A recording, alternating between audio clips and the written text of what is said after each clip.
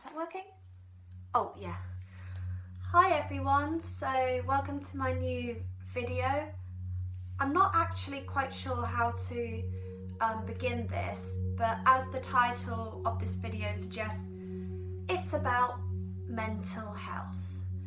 So it's about my experience with mental health because not too long ago I went through some mental health struggles, and I recently finished CBT, so that means cognitive behavioural therapy, and I thought, why not try and use my experience of going through mental health by making a video, putting it out there in the hope that it could help someone else or other people out there who are going through whatever mental health struggles are happening to them.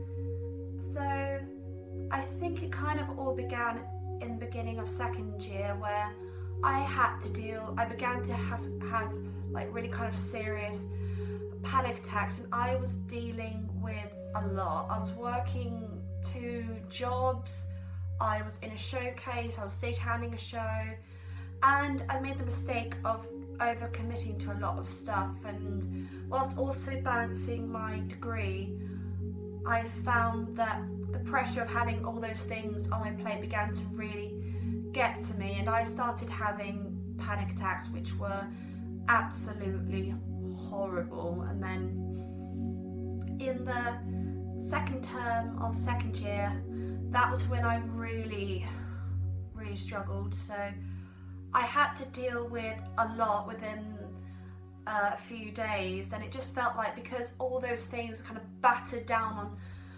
top of me, I think because of all the weight of them and them happening all at once, I like to kind of explain it using a metaphor or a visual image of like falling off a shelf and onto this really kind of far pit, and my anxiety began to get really hard and was dominating everyday life, and I was having panic attacks. And panic attacks for me, I feel like how I visualize it is like there's a glass on the shelf, and when the glass starts shaking, and as it shakes, it comes closer and closer to the edge, and the contents in the glass are spilling out. For me, that's when I have panic attack feels like. And it also has feelings inside of like drowning, which is something that nearly happened to me when I was 14. So at the time, I was trying to count on a strength of character to try and build myself up again, because I was very scared to go and ask for medical help, because I wasn't sure if I would count for it. But I think because I was struggling to get through everyday life, I couldn't like go through a day without wanting to cry. I wasn't enjoying the things that I would normally enjoy, and the breaths of fresh air I did have, weren't very long. And so when I would finish whatever it was, like work, for example, or I would finish dance, all the things would just come back, even though I had really enjoyed myself, or I'd had a good shift. So, and then because I was becoming very unhappy with university grades, it got to the point where everyone I spoke to, including people from student support and wellbeing at the uni I go to, said, "Eleanor, you should go and seek medical help." And I'm really glad that in the end I did pluck up the courage to go and refer myself to help. And the university and the NHS at the medical centre were really great in providing me with that help. So I spoke to a very lovely doctor who prescribed me some medication, which has been amazing. It has really helped me out. And then I referred myself to cognitive behavioural therapy, which is something I was a bit nervous about doing, but I feel like it was the right decision to go to it, and even though part of me feels like I should have gone sooner, as my therapist said, it probably wasn't the right time, didn't feel like the right time for me to do it.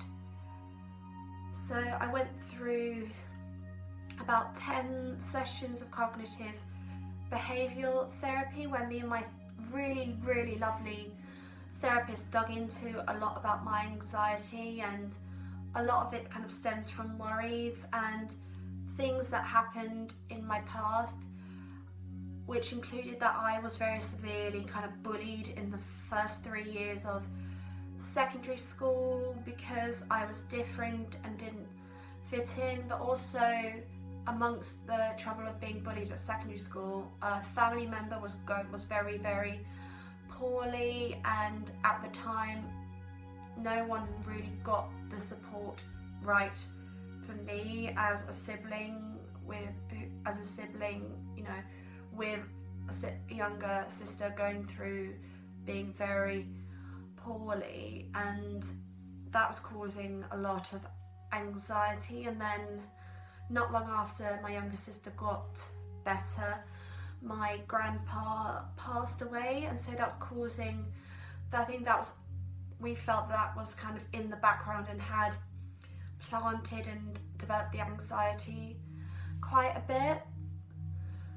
But after those 10 sessions, what came out of it for me was I have techniques that I can use when I feel like I'm having a panic attack. So I've got, one of the things I have is like visual guides to my anxiety, so how things start and how it all fitted together. I've got like techniques that I can use to keep myself calm, and things I can tell myself. So if I'm starting to worry, because before I respond to worrying by over planning, which would often cause more anxiety.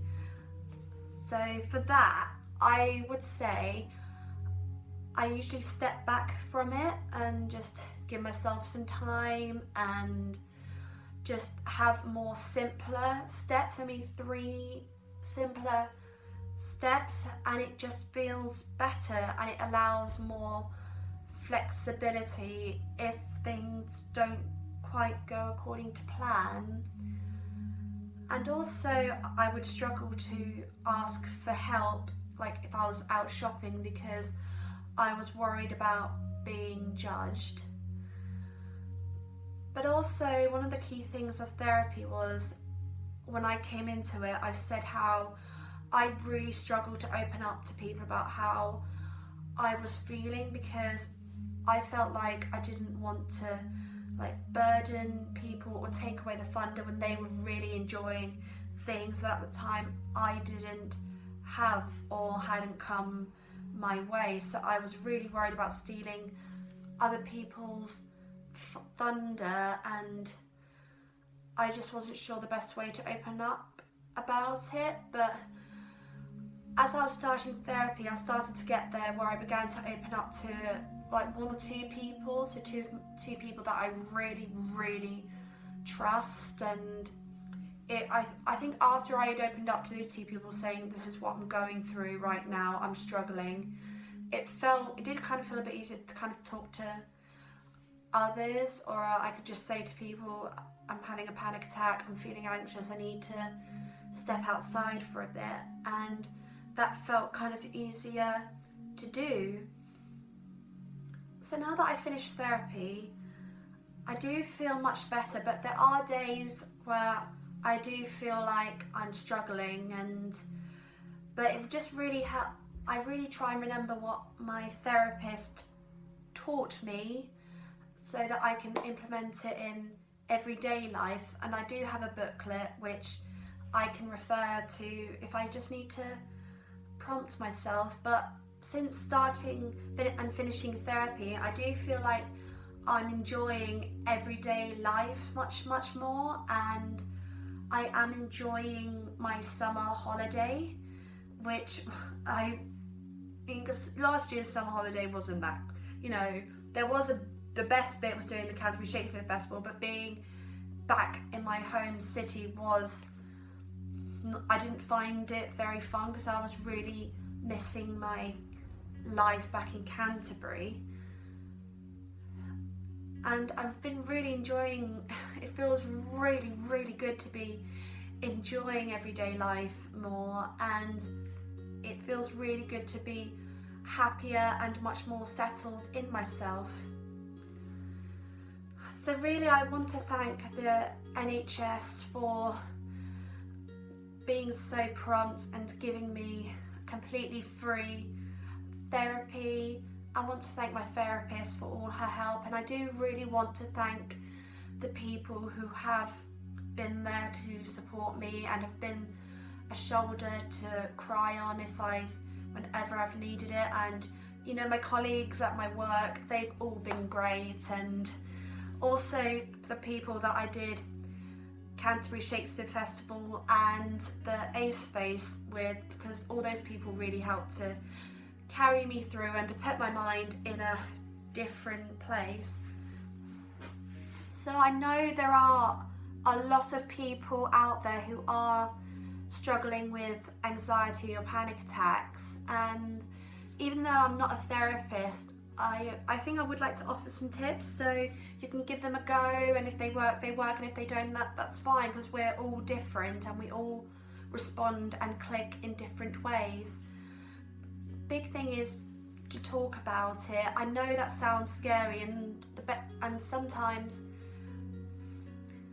you don't. Sometimes you can feel like that people won't understand, but really, if you've got friends, and I'm sure many of you do, even though they might not have gone through anxiety before, they'll still want to listen, and maybe single out one person to start off with, and then just work your way through other people so you can build your support network, and your friends can know that you're going through a tough time, so they can be there to support you with whatever you need. And to know that anxiety, panic attacks, or whatever mental health struggles you're going through, it is something that will pass and you will come through it. Even though it might feel like a long way off with lots of stuff you have to climb over or pull through, it does help to break things up one at a time, or as a saying that my mum has, how to eat an elephant one piece at a time. I would say really throw yourself into hobbies, so whether or not that's a sport, that might be reading, writing, or anything to do with performing, or anything that would give you a buzz, that gives you something to enjoy, that makes you go, can just slow you down and just make you feel more content. I would really advise to put that into your everyday routine, and that's something that I found really helped me. So I would do painting and singing, slightly to the annoyance of my housemates. I would do learning a monologue, and I've also got my ukulele, which I started doing.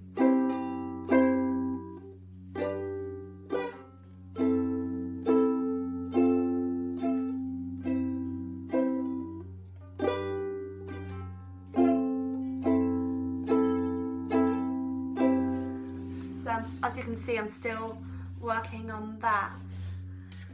And I would also just advise maybe having exercise really helps. So whether or not that's swimming, running, going to the gym, that can help as well, because that can just boost your physical well-being, but also boosting and helping your physical well-being can help with your mental well-being. And it's perfectly okay to say to people, or whatever course you might be doing, I need to have a break, I need to look after me, because looking after oneself is just so important, because you matter, and the other things can wait. You can just put them on hold for as however long you need. So if when you are ready and you can start going back to them, you hopefully can feel like you can feel better about doing those things and getting to where you want to go. And just remember, life can throw the most awkward and horrible and challenging things which can just completely slow down the pace of your life, or can just completely change your perspective on things. What matters through those times is just staying true to yourself and to just be open to it. Give yourself time to understand what's going on if you can, and just know that, and you can say to yourself, okay, life has given me this, but I don't want to let this hold me back. I'm going to use this as an opportunity to move forward in my life and in myself, even if it means doing things a different way and going down a different road to how I planned before. So in the box below, I will put some links to some mental health charities and helplines to support if you need it. And if anyone wants to talk about, wants to share their stories, you can do that as well. So you can do that in the description, or you can message me privately on my social media. I'll put the link to my Twitter below.